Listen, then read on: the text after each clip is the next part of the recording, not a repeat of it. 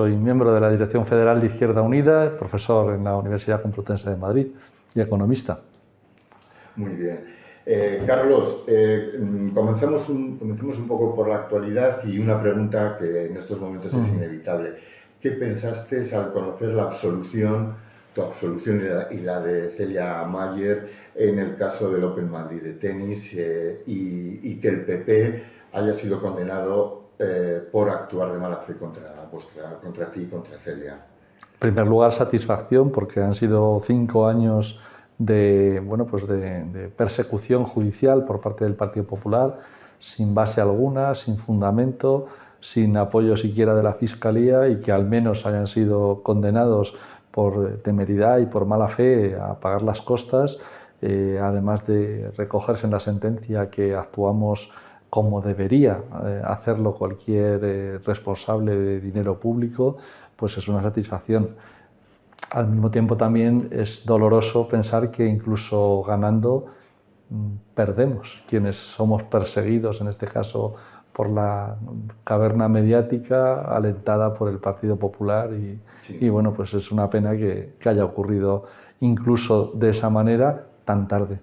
Sí, porque han sido tantos años acusado en medios de comunicación y en ámbitos y en escenarios políticos de primer nivel mediático como delincuente, o sea, te calificaban como delincuente directamente el actual alcalde de Madrid, y la sentencia tampoco no te satisface con totalidad, o sea, según he podido... La sentencia porque no se puede modificar el contrato. Sí, no, la sentencia es terminante y es muy positiva desde el punto de vista que refleja de manera clara que las actuaciones que llevamos a cabo como responsables de la empresa pública y como, en este caso, concejales del Ayuntamiento de Madrid, eran las adecuadas, es decir, había motivos para sospechar. De hecho, la sentencia indica que había irregularidades, hay irregularidades en los convenios firmados por el Partido Popular para el Mutua Madrid Open de tenis, con lo cual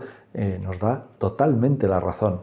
Mi satisfacción viene por la lentitud consciente, buscada de la justicia, que ha permitido que el ataque haya tenido éxito durante 5 años, que es lo que buscaba el Partido Popular. Incluso no condenándonos, han conseguido, pues como se dice vulgarmente, estirar el chicle lo suficiente como para que haya muchísima gente que ni siquiera se vaya a enterar de la absolución y de la condena del PP, y sin embargo pues se queden en el imaginario colectivo que todos y todas somos iguales, que ese es el objetivo real de la derecha cuando actúa de esa forma. Y uno de los casos, yendo un poquito a la actualidad, uno de los casos palpables en estos momentos es el caso del rey, el rey emérito me refiero.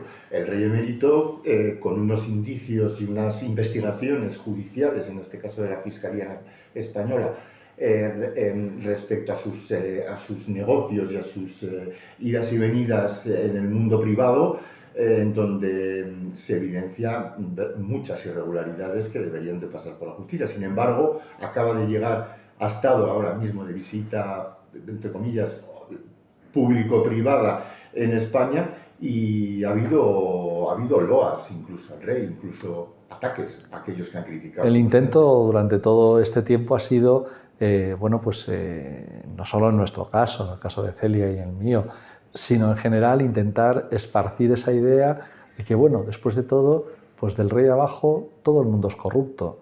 De hecho, el propio alcalde de Madrid lo dijo recientemente. ¿Quién soportaría un análisis, un escrutinio? Bueno, pues yo le digo, ¿quién? Pues muchísima gente, la inmensa mayoría.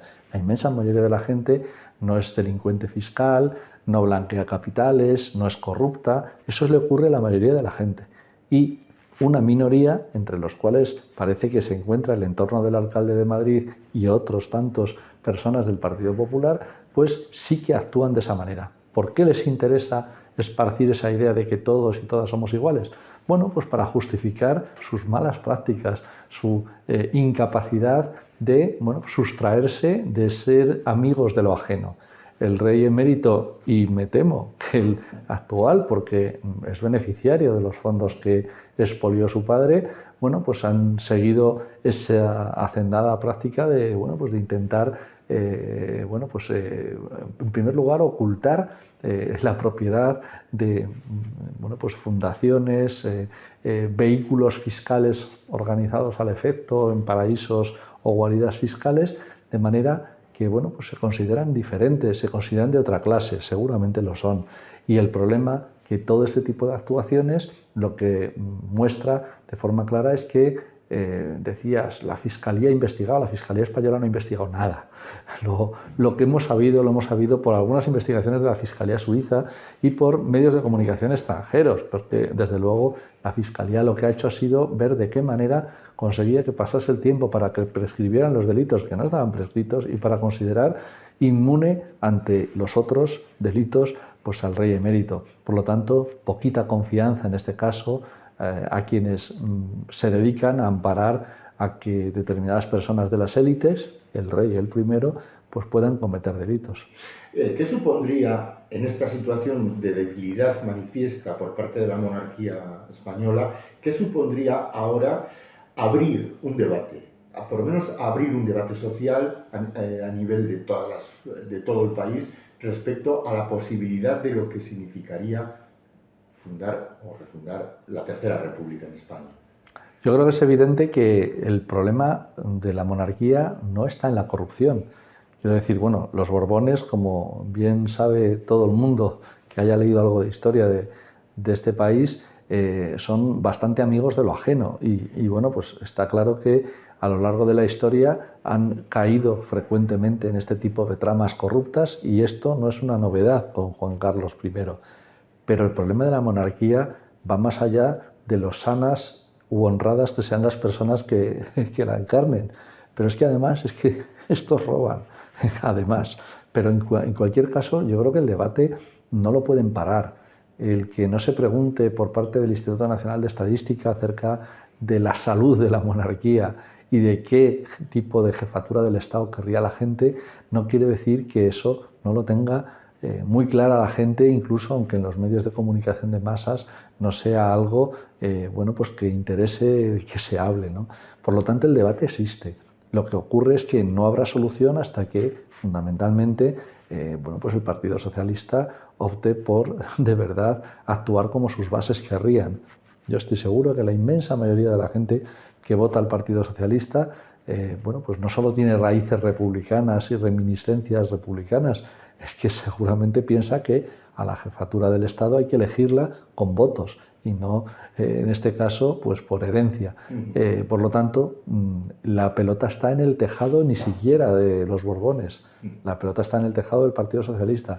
Si no opta bueno, pues por estar donde debiera estar, donde están sus bases, lo terminará pagando y lo pagará de una manera definitiva. Y bueno, pues a mí no me gustaría que eso ocurriera porque, bueno, pues considero, ya digo, que esto tendría que llegar de una manera mucho más normal y el primer paso para darse cuenta de que hay que pasar a la Tercera República empieza por investigar las tropelías de quienes actualmente encarnan la jefatura del Estado. Hace unos meses te mostraste partidario de un proceso constituyente para blindar los derechos sociales en España. Es fundamental. Daos cuenta que no planteamos el sueño de la Tercera República desde un punto de vista únicamente nostálgico o de recuperación de determinados derechos que, por ejemplo, pues pudieron conseguirse en los años 30 del pasado siglo. En mi caso, el proyecto republicano tiene que tener valores, lógicamente, que sí son tradicionales, sí son históricos, pero que tiene muchísimo más que ver con esos valores de justicia social y de fraternidad para que la gente viva mejor, o sea, para que tenga un efecto, un impacto en lo material. A la gente le daría igual y seguramente hay quienes no se convencen para dar el paso a que importe elegir la jefatura del Estado porque les han convencido que un poco da igual, lo mismo que hablábamos en la corrupción. Bueno, si después de todo va a terminar mandando Sánchez Galán, Iberdrola o ACS, Florentino Pérez, ¿para qué? ¿Qué más da tener jefatura del Estado votada de una manera o de otra? Y tenemos que hacer consciente a la gente de que bueno, pues precisamente esas élites, esa cúspide, esa gente que manda sin necesidad de presentarse a las elecciones, no solamente está en la zarzuela, también son esas grandes empresas, grandes corporaciones, que son quienes realmente toman decisiones a la hora de que se legisle en un sentido o en otro. A la gente hay que decirle claramente que eso no tiene por qué ser así. Y de hecho no va a ser así en el futuro. Ojalá lleguemos pues de manera pacífica y de manera dialogada y no tengamos pues que sufrir pues las consecuencias de tener que llegar de una forma atropellada y bueno pues en una próxima crisis en la que quede de manifiesto pues la vergonzosa actuación de la monarquía y la necesidad de cambiar. Además, el actual monarca también quedó muy marcado ideológicamente, se puede decir, en octubre de 2017, cuando aparece en la televisión dictando órdenes, unas órdenes que bueno, en determinados ámbitos políticos de todo el Estado, todavía, bueno, pues no se esperaba no sé, se estaban viendo un poco las posibilidades de sentarse en una mesa de negociaciones y demás. O sea, él tomó una posición clara, ¿no? Ese octubre de 2017 y que fue aplaudido claramente por sectores de la extrema derecha más reaccionaria del país. Sí, pero yo creo que no tiene, en ese sentido no tiene otra. Quiero decir, el actual rey como el anterior, pues tenían un pacto de sangre en este caso con las élites, más allá de los partidos. Pues sí, hay quienes hablan bueno, pues de la buena relación con determinados socialistas del PSOE, de Juan Carlos I, pero ya digo, yo creo que el matrimonio ha sido siempre con una determinada clase social, la clase dominante, lógicamente alentada y protegida la Casa Real por la derecha y la ultraderecha, siempre. Sí, porque no es el rey de todos los españoles, que es lo que él pero lo que digo es que nunca lo ha sido, o sea, en mi opinión nunca lo ha sido. Incluso en las épocas en las que, bueno, pues lo que había era un consentimiento tácito de que este señor estaba en ese planteamiento, pues eso, de borbonear, bueno, pues de intentar no pisar determinados callos, pero claro, siempre y cuando se produjeran determinadas situaciones que no generasen demasiado rechine. Claro, lo de Cataluña y bueno, pues el hecho de envolverse en la bandera en el sentido no solo literal, sino real del término, tiene que ver con defender la unidad, porque son las únicas tablas de salvación que les quedan, no es otra.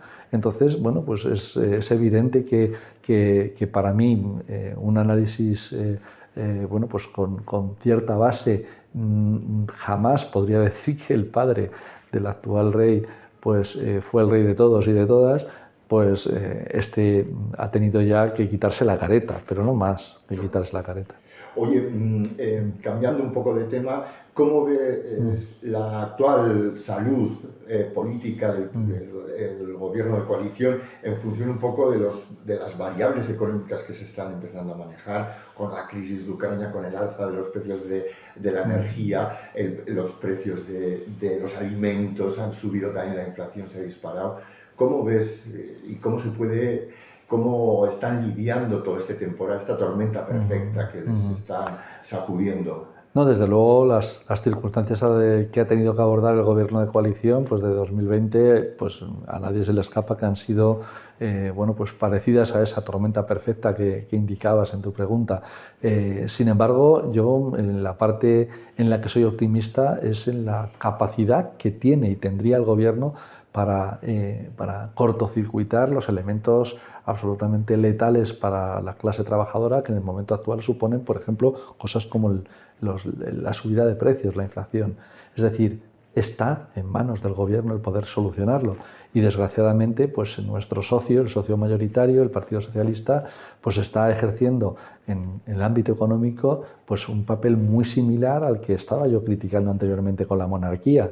Vuelven a no querer cumplir no solo su programa electoral teórico o histórico, sino también el acuerdo o los acuerdos a los que han llegado con Unidas Podemos y con el resto del bloque de investidura para poder llegar, en este caso, a la Moncloa. Y eso es una mala praxis, no solo porque genera dificultad para confiar en determinadas personas y también en la fuerza política en el futuro, sino también porque bueno, pues eso es la antesala de dar paso al gobierno, a la derecha y a la ultraderecha. Y cuando tú no cumples tu programa, pues es fácil que el descrédito pues pueda generar simplemente abstención. No creo que la gente que sea votante del Partido Socialista se vaya a ir a votar a la derecha, pero si no le ha cambiado la vida suficientemente, a pesar de todas las medidas que hemos tomado, no le ha cambiado la vida suficientemente a una persona de un barrio obrero de cualquiera de las ciudades del Estado español o del campo, pues lógicamente pues tendrá menos tendencia a querer apuntalar y apoyar al gobierno. Por eso lo que hay que reclamarle al PSOE es valentía, audacia y que cumpla los compromisos que ha firmado.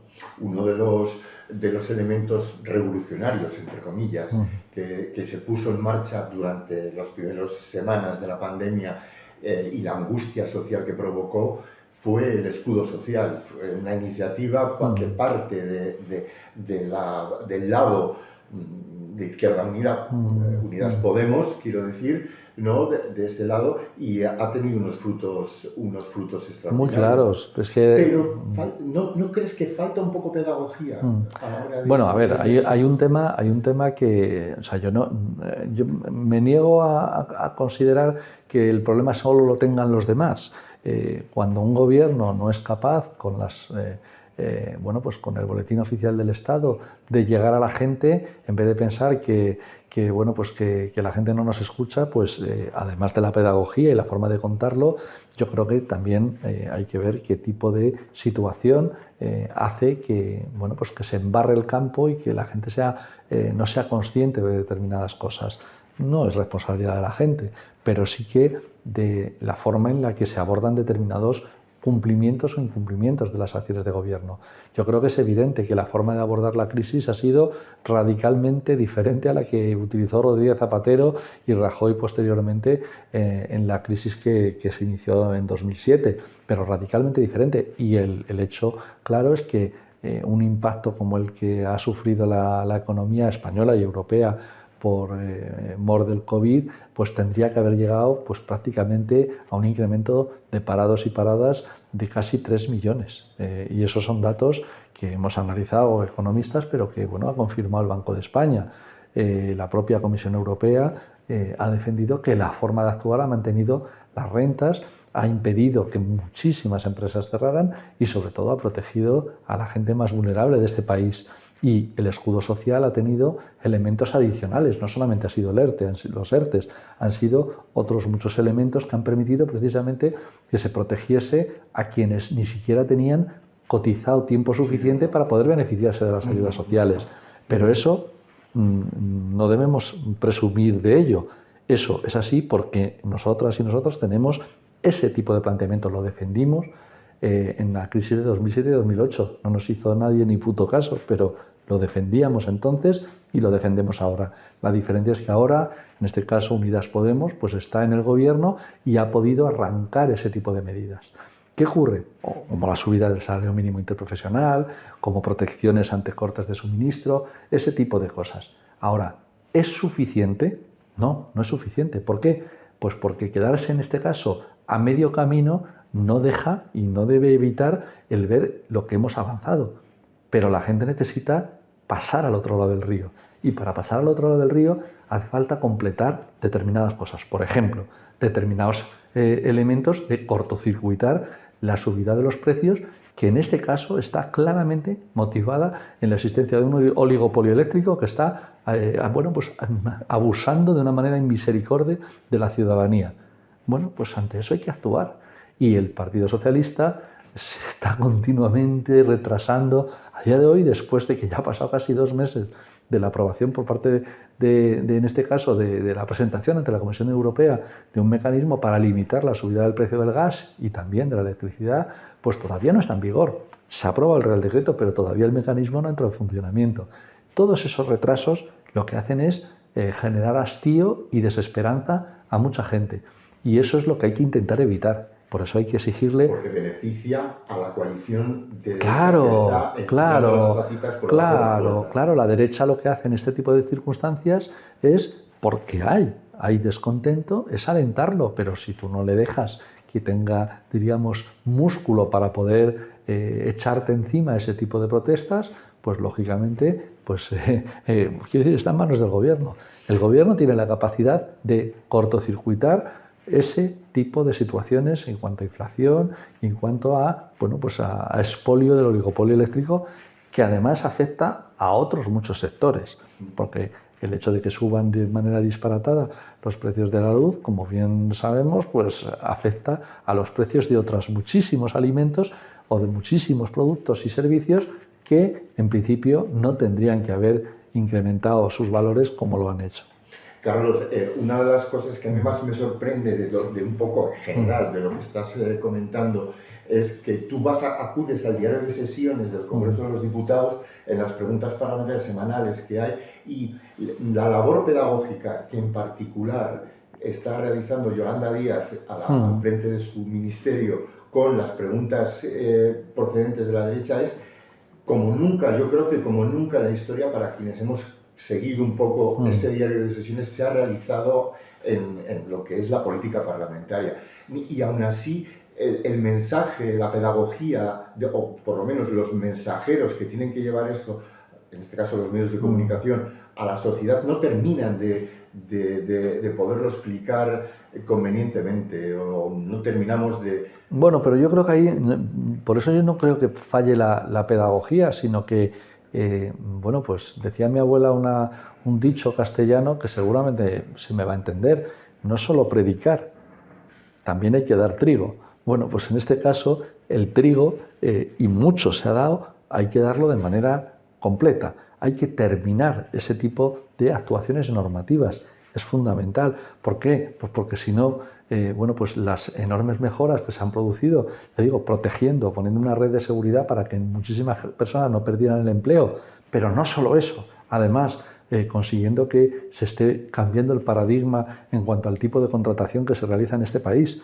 Cuando decían que era imposible, la reforma laboral está demostrando en estos casi 5 meses que no, el trabajo no tiene por qué ser de contratación temporal y precaria, que puede haber una mejor contratación en este país, pero eso es un paso necesario, fundamental, y el que se ha realizado por Yolanda Díaz, por descontado, pero por el resto de ministros y ministras del espacio político Unidas Podemos ha sido admirable y plausible.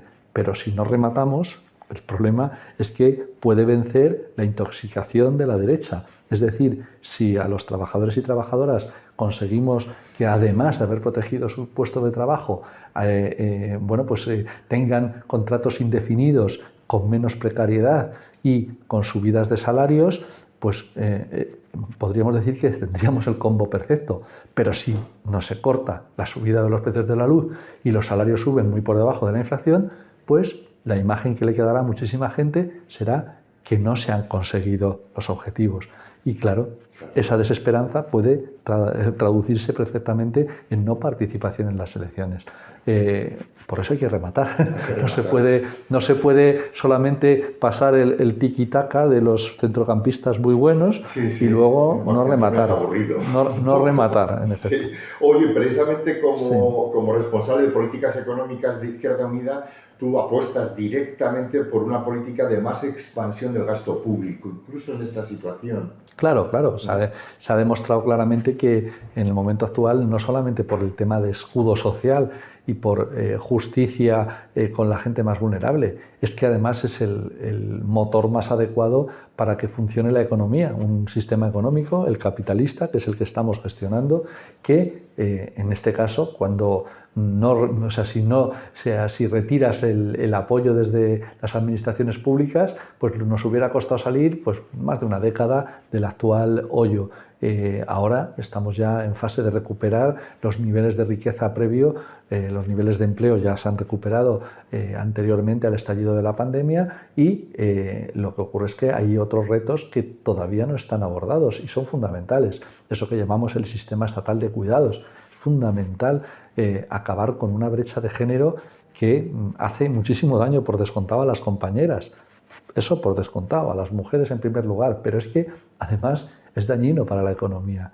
Bueno, pues ese tipo de situaciones solamente se pueden abordar desde la actuación, desde las administraciones públicas, teniendo en cuenta que lo más importante, y ha quedado claro en la pandemia, son los cuidados. No puede ser un elemento secundario y ahí tienen que estar las administraciones públicas. ¿Y qué decir de la transición ecológica?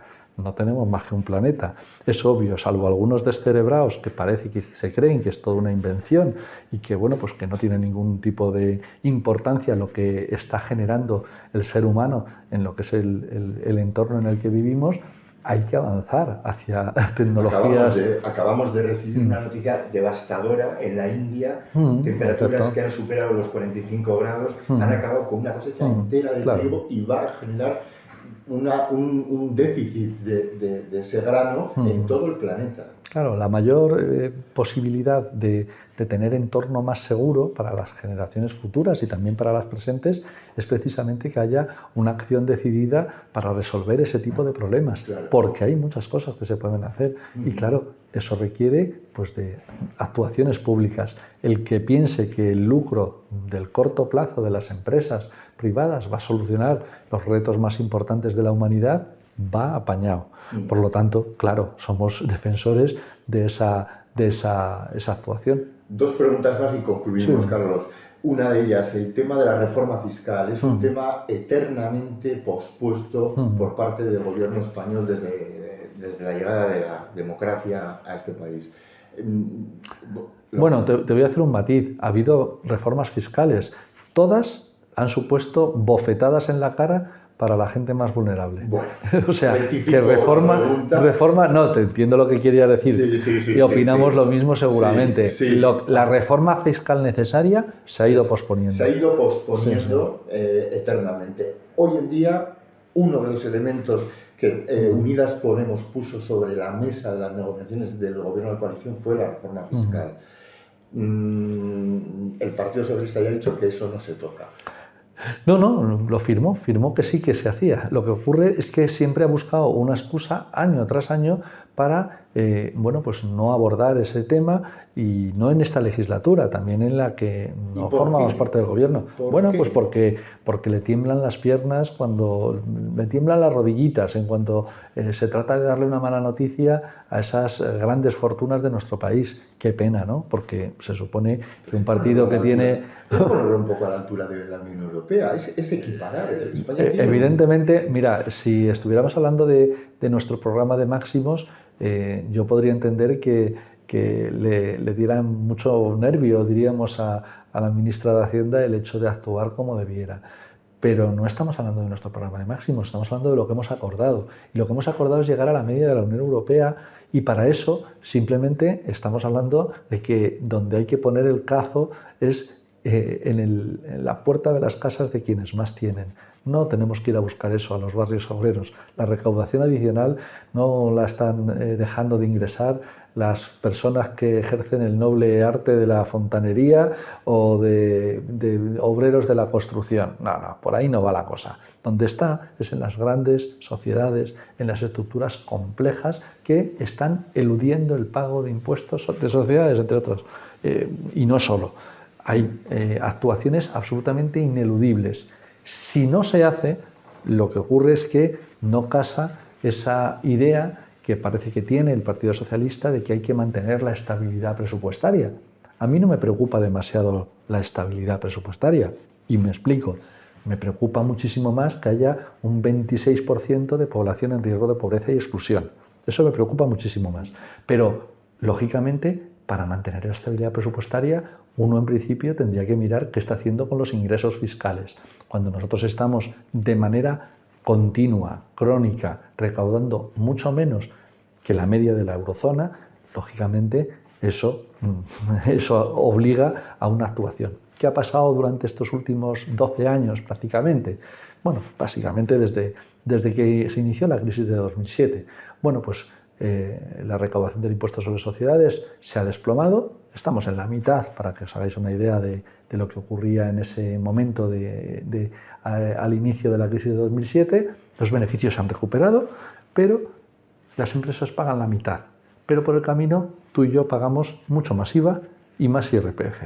Claro, lógicamente, pues nos han hecho el tocomocho. Y ese tocomocho fiscal ha sido algo no casual, ha sido causal. Es decir, las grandes empresas, la COE, esos gurús económicos que campan a sus anchas en Moncloa, este Rajoy, este Zapatero antes o este ahora Pedro Sánchez, bueno, pues entienden que hay que cuidar a quienes más tienen. Nosotros proponemos una cosa tan sencilla como que se cumpla la Constitución. El artículo 31.1 habla de la progresividad fiscal y cualquier ser humano simplemente con mínima racionalidad vería que donde están las rentas no recaudadas, donde están los flujos no recaudados, pues es más bien en la Castellana y no en Vallecas. ¿Y qué te genera escuchar ahora mismo a Núñez Feijóo o a gente, o Monero Bonilla, de que la urgencia en bajar impuestos en un momento de crisis como el actual? Bueno, a mí no me suena nada novedoso porque el Partido Popular está especializado en aplicar siempre la misma receta, pase lo que pase. Pero es muy populista, ¿no? Bueno, o sea, para que luego nos llamen populistas es... No, mira, la gente eso de que donde mejor está el dinero es en el bolsillo de cada ciudadano, y claro, y luego si te tienes que pagar el médico o no tienes atención primaria o tienes una lista de espera de 2 años, y no, pues entonces a lo mejor el dinero estaría mejor en impuestos. Pero ya digo, si es que lo que estamos planteando es que lo que queremos es que quienes ganan más de 100.000 pavos o los que tienen 10 millones de euros de patrimonio paguen. Y esos son los que no están pagando. Entonces te dejan caer los del PP unas migajitas de la mesa y te crees que porque te ahorres 3 euros al año en impuesto sobre la renta de las personas físicas, pues vas a ser más feliz. Pero al mismo tiempo te amplían la frecuencia del metro, que yo ayer iba apiñado que no respiraba en el metro, en la línea 5, y claro, pues que quitan frecuencias. ¿Por qué? Pues porque la Comunidad de Madrid, por ejemplo, pues decide, no ahora, lleva haciéndolo muchos años, pues bonificar el 100% del impuesto sobre el patrimonio a 18.000 ricos que hay en Madrid. 18.000 ricos. Por cierto, ninguno de esos va en metro y lógicamente le importa poco que quiten frecuencias de metro, que pongan menos asistencia primaria porque tienen seguros privados, y el pato de esas medidas populistas pues lo paga el pueblo. Lo triste es que la gente se termine tragando esas patrañas o haya gente que se las trague. En eso coincido en lo que antes comentabas, hace falta pedagogía, hace falta contarlo, pero sobre todo luego también hace falta que quienes acuerdan, en este caso con Unidas Podemos, desde el Partido Socialista, una serie de actuaciones, las cumplan. Porque yo no entiendo qué estamos esperando pues para cumplir además acuerdos ya no solamente con Unidas Podemos, sino con el resto del bloque de investidura, en el que se decidió acabar con el paraíso fiscal de Madrid, que no es paraíso, es guarida fiscal. Guarida fiscal son 1.000 millones de euros al año solo en impuesto de patrimonio regalado a unos poquillos ricos. Creo que acabar con eso, bueno, pues es fundamental. Una última pregunta y concluimos, Carlos. ¿Cómo valoras la más que probable decisión de Yolanda Díaz de encabezar una plataforma ciudadana de izquierda más allá de siglas y más allá de los partidos? ¿No? Se ha lanzado con el nombre de Suma. ¿Cómo valoras esa iniciativa? No, bueno, yo aprecio muchísimo a Yolanda y la valoro mucho como persona y como política. Me parece que ha demostrado ya, y no solo en el Ministerio de Trabajo, sino también en su ejecutoria previa, su enorme capacidad. Por lo tanto, bueno, pues todo lo que podamos contribuir a conformar un espacio de unidad, pues bienvenido sea. Por supuesto, yo eso de no siglas o no partidos, yo soy de organización política, ¿no? En mi caso yo soy de Izquierda Unida, hay gente de Podemos, hay gente de Más Madrid, hay gente de muchísimas organizaciones o tendencias dentro de la izquierda transformadora. Creo que tenemos que tener la generosidad para ser capaces de remar y sumar, y tener claro también que no solamente no nos falta gente, no nos sobra gente, sino que nos falta. Y toda esa gente que nos falta hay que salir a buscarla con la mejor de las intenciones, pero por supuesto sin abjurar de nuestros principios. Y eso estoy seguro que, bueno, pues que seremos capaces entre todos y todas de conseguirlo. Oye, y se servirá para frenar el avance, parece, con las tropas de Gengis Khan. La derecha, cómo va avanzando, da la sensación. Bueno, yo creo que la parte del avance de la derecha tiene que ver también bueno, pues con la forma de ir escribiendo un relato que termina convirtiéndose en cierto. Yo no estoy diciendo que no esté ocurriendo. Sí. Yo lo que digo es que, bueno, pues en este caso depende muchísimo más de nosotros y de nosotras que de lo que puedan hacer ellos. Si el gobierno de coalición y las fuerzas que lo acompañan hacemos bien nuestro trabajo, bueno, pues estos quedarán en un rinconcito de la historia.